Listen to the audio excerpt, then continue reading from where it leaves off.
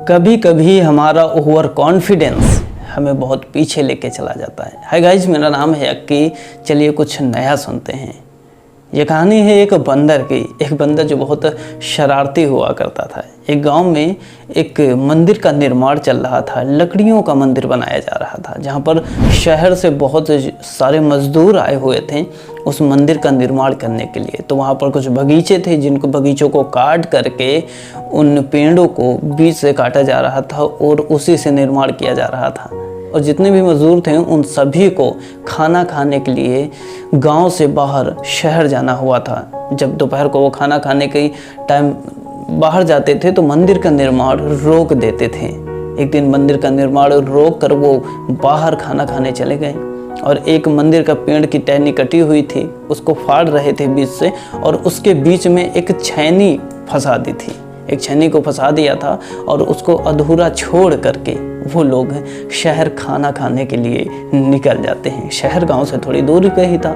थोड़ी देर के लिए जाते थे और जा करके खाना खा के दोपहर में फिर चले आते थे। एक दिन वो चले गए और छैनी को उस लकड़ी के बीच में फंसा दिया। लकड़ी के बीच में जो छैनी फंसी होती है, उस छैनी में एक स्प्रिंग जैसे बन जाती है।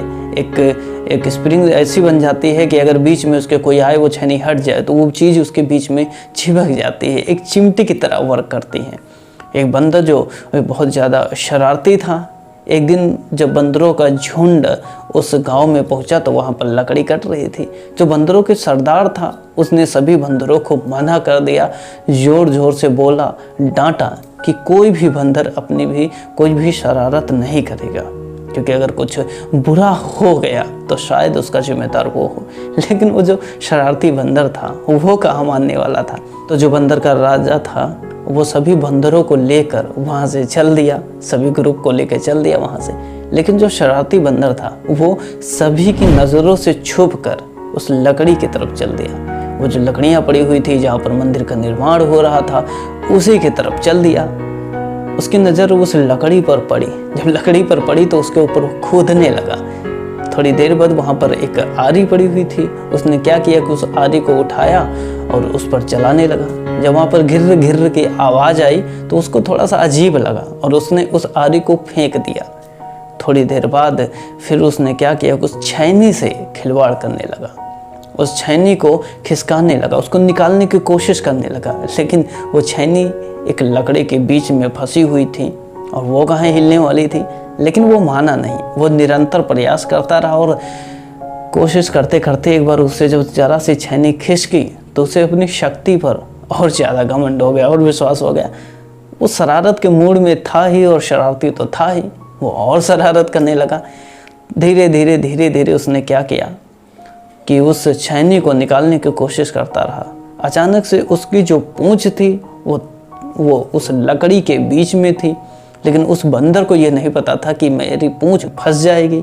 उसने क्या किया कि अचानक से उस लकड़ी की जो छैनी फंसी हुई थी उसको उससे निकाल दिया। जो जैसे ही निकली उसके बंदर की पूंछ उससे फंस गई और वो चिल्लाने लगा।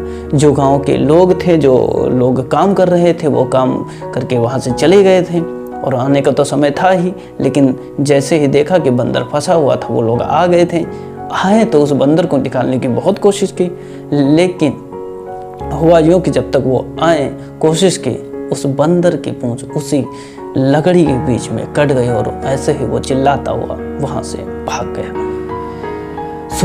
ये छोटी सी कहानी हमें सिखाती है कि अक्सर हम बहुत सारी गलतियाँ करते हैं। यानी कि जो चीज़ें हमें नहीं करनी चाहिए, जिन चीज़ों का अंजाम बुरा होता है, अक्सर हम वही चीज़ें जानबूझकर करते हैं। पता है कि इस चीज़ से शायद कुछ गलत हो सकता है, लेकिन हम जानबूझकर उन्हीं चीज़ों को दोहराते हैं। कभी कभी हम बड़ों की बातें नहीं मानते हैं और किसी बड़ी मुसीबत में फंस जाते हैं। सो गाइज, ये छोटी सी कहानी हमें बहुत कुछ सिखा के जाती है। अगर आपको पसंद आती है तो हमारे इस चैनल को सब्सक्राइब जरूर करिएगा। मिलते हैं नई स्टोरी के साथ। तब तक के लिए टाटा, बाय बाय।